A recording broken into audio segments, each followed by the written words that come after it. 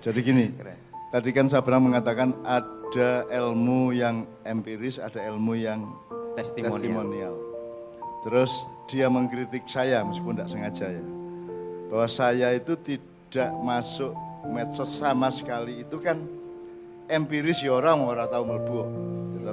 Nek testimonial ya ora, Bang. Kuwi nganggo kebatinan ya, Bang. Jadi ora karo-karone. Pokoknya aku ngerti iki ora bener. Aku ora kira gelem kecemok. Bahwa kowe memfitnah aku ngelbok-ngelbokke iku urusanmu urusanku. Karena pedoman saya kun madluman wala takun dzaliman itu ya. Tapi Brang, jadi ada kemungkinan lain juga untuk tahu sesuatu tidak harus empiris. Artinya cah-cah kuwi engko cah-cah nom-nom do supaya mateng pernikahannya njur njajal-njajal sik. Ngapa kowe iki ben empiris ngono. Modar gitu ya. Ya ta? Pernikahan kan nomor 1 dalam hidup, termasuk prinsip dasar dan termasuk sunnahnya manusia.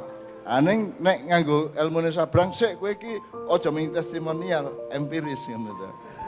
Aduh. Saya tidak merendahkan testimonial sama sekali. Karena in fact, saya ngomong sama beberapa pesantren yang pengen naik dan orang-orang yang pengen naikin Islam, maksudnya pengen membawa Islam pada mainstream. Usulan saya nomor 1 gini. Yang lemah dalam dunia sains itu adalah ilmu testimonial, sistematika testimonial. Sistematika testimonial paling ampuh di dunia itu sistematika testimonial dalam Islam.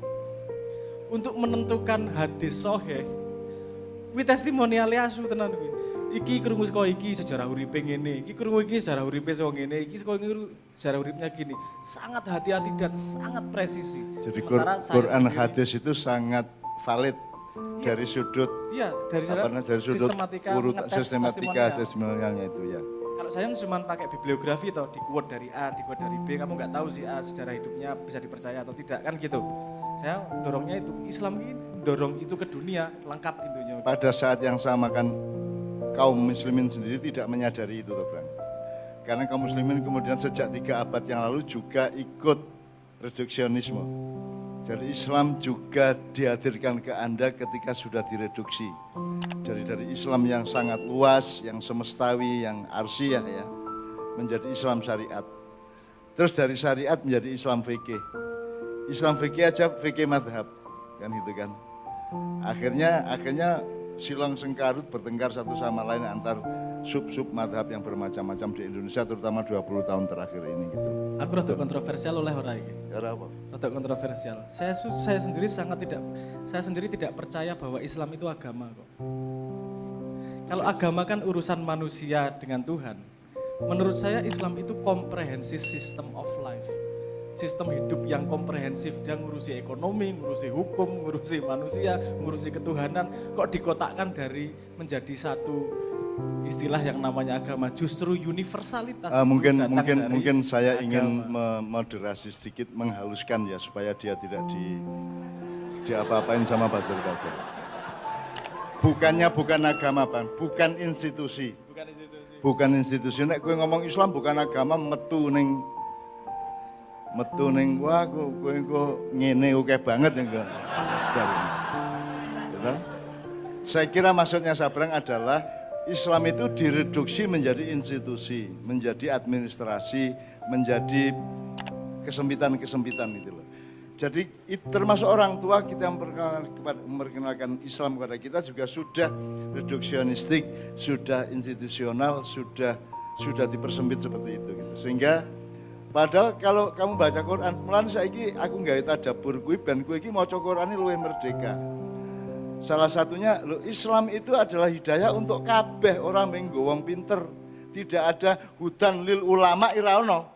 Sing ono hudan linnas, semuanya. Untukmu semuanya.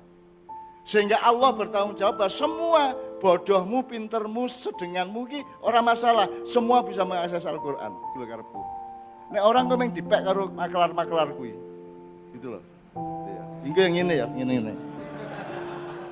Ngerti ya maksud saya Mas ya. Jadi Islam juga sejak Renaissance, jadi sejak perang salib ya, kemudian apalagi setelah hancurnya Ottoman itu juga Islam mengalami westernisasi luar biasa. dalam arti mengalami reduksionisme luar biasa, sehingga tiba-tiba pesantren menjadi seperti itu. Tidak sebagaimana zaman para wali awal-awal dulu kan gitu. Jadi teman-teman sekalian, oleh karena itu saya tanya kepada Sabrang, Mas Helmi, saya tanya kepada Sabrang. Tadi kan salah satu yang diingatkan Sabrang adalah dia kutip Einstein ya. Masalah tidak bisa diatasi dengan cara berpikir ketika masalah itu tumbuh. Kan gitu Bang ya. Nah, ya, cara berpikir yang menumbuhkan masalah itu tidak bisa dipakai untuk menyelesaikan masalah itu. Anda harus kreatif menemukan cara berpikir baru. Makanya Anda di Maia kan sudah ngerti toh, Sabrang mengembangkan ada cara pandang, sudut pandang, sisi pandang apa meneh? Ada resolusi pandang, ada jarak pandang. Sedemikian rupa sehingga Maiyah tidak mau memakai cara berpikir yang selama ini sudah menghasilkan perpecahan, menghasilkan fitnah, menghasilkan kehancuran-kehancuran. Itu ya. Maka Maiyah gampangan lah, ora dadi institusi, ora dadi parpol, ora dadi ormas, ora dadi torikot ya ora. Makanya pertanyaan dari cara berpikir mereka gitu, Maiyah ya apa toh? Ormas ya duduk, torikot ya duduk, ya pancen duduk kabeh asu. Duduk. Ya duduk kabeh karena yang kamu sebut semua itulah yang bikin masalah sekarang. Dan kita tidak mau mengulangi itu. Kita bikin sesuatu yang baru. Apa? Ayo kita cari bersama. Kan begitu. Kita cari bersama. Dan hasil sementaranya kan bahagia gue. Bahagia. Sementara ya. Sementara. Jadi orang maknya itu aneh. Menderita kayak apapun tetap bahagia. Biar gitu Pak. Gue karena bisa dipahami secara kognitif gue. Justru karena Anda itu hidup menderita maka bahagialah. Kuwi piye carane iki? Iso paham wong-wong ning Maia paham kuwi. Orang yang paham ngalami, orang yang testimonial kuwi empiris kuwi. Empiris. Justru karena engkau penuh penderitaan hidupmu maka engkau penuh rasa syukur dan berbahagia hasilnya kan gitu. Iya, bukan menderita, tidak, memang menderita beneran. Yo, golek bojo ra entuk-entuk gitu. Nyambut gawe gagal wae tapi turutnya tapi bahagia. Karena bahagia itu tidak ada hubungannya dengan laibun walahun. Anda tahu ya di surat Al-An'am sama Al-Ankabut itu disebut Allah dua idim laibun walahun. Urip ki ming permainan dan senda gurau. Nah, saya kemarin menyadari bahwa itu ternyata bukan kalimat iseng dari Allah loh. Ora iseng loh kuwi. Ternyata itu mindset. Itu mindset. Itu fondasi. Jadi kowe aja mentoyong karo dunya wong kuwi mung permainan kok. Ya bal-balan sok menang sok kalah gitu kan. Ya olimpiade menang terus bar kuwi musuh pas saiki Denmark Open yo urung karuan menang kan begitu kan. Jadi kowe iki aja mentoyong nang dunya. Dunya iki mung laibun walahun. Sing ora laibun walahun adalah jiwamu, tauhidmu, kebahagiaanmu dengan Allah. Dan kebahagiaan itu urusan lain sama sekali dengan berapa jumlah duit, ada jabatan apa tidak, usahanya, tidak ada hubungannya. Bahagia itu sesuatu yang otentik berasal dari Allah kepadamu dan kamu kepada Allah. Syukur dan bahagia itu input outputnya rasa syukur menghasilkan kebahagiaan membuatmu bersyukur menjadikan kamu bahagia. Itu tentu itu nomor satu. Orang peduli kowe ganteng pora, orang peduli kowe sukses pora secara keduniaan. Neng ya aja bodoh dunya. Gitu ya. Jadi ya sak-isone kaya aku ya sak-isone urip ning dunya sak-isone. Jadi saya juga memilih, Bang. Saya juga tetapi menurut saya taat pada Sabrang mengatakan, tapi tetap berdaulat dalam pilihan itu. Saya itu selalu milih iPhone, tapi saya sama sekali tidak setuju kepada policy Apple tentang iPhone. Gitu ya. Tapi saya milih iPhone, tapi taat kepada kemauan saya iPhone itu. Karena saya sama sekali tidak suka kepada Apple yang ibaratnya itu saya analogikan seperti negara komunis sosialis. Jadi Apple itu satu perusahaan, kalau negara itu namanya sosialis komunis. Nek saya loh. Ya. Kabeh kudu taat, nek wis update 1501 kabeh kudu melu runung, kok sing sadurunge wis dihapus, wis di-unsign dan seterusnya, downgrade ra iso ngene. Dadi kowe meng arep golek alat make up CD era ono. Jadi Apple itu tidak mau mendengarkan konsumen. Itu negara komunis yang tidak mau mendengarkan aspirasi rakyat. Kenapa ada jailbreak? Itu karena ada aspirasi dari pengguna iPhone tertentu yang punya kebutuhan-kebutuhan tertentu yang tidak didengarkan oleh Apple. Makanya Apple musuhan terus, jadi sampai paranoid mereka kepada para jailbreaker. Gitu. Dan saya tetap beli iPhone, enggak apa-apa. Meskipun aku sok-sok dunia, aku tak bali nang Nokia zaman lawas wae, Nokia gedang gitu. Nokia sing melengkung kalau, wis tak bali rono wae. Kadang-kadang mikir gitu loh. Tapi intinya kita tetap berdaulat.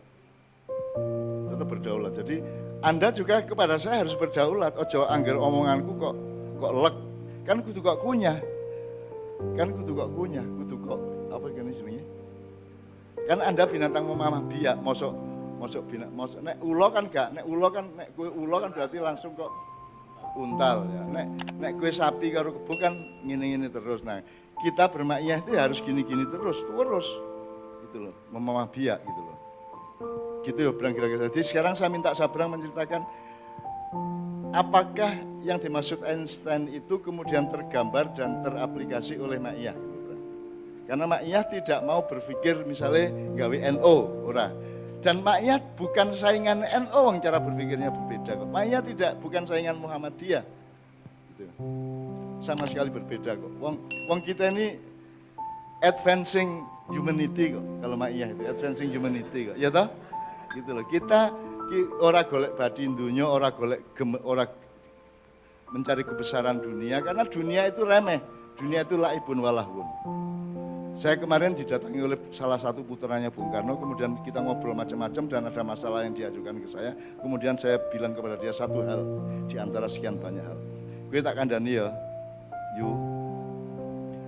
andaikan seluruh bangsa Indonesia itu bikin petisi dan ditandatangani oleh setiap penduduk Republik Indonesia, terus mereka menuntut semua saya menjadi presiden.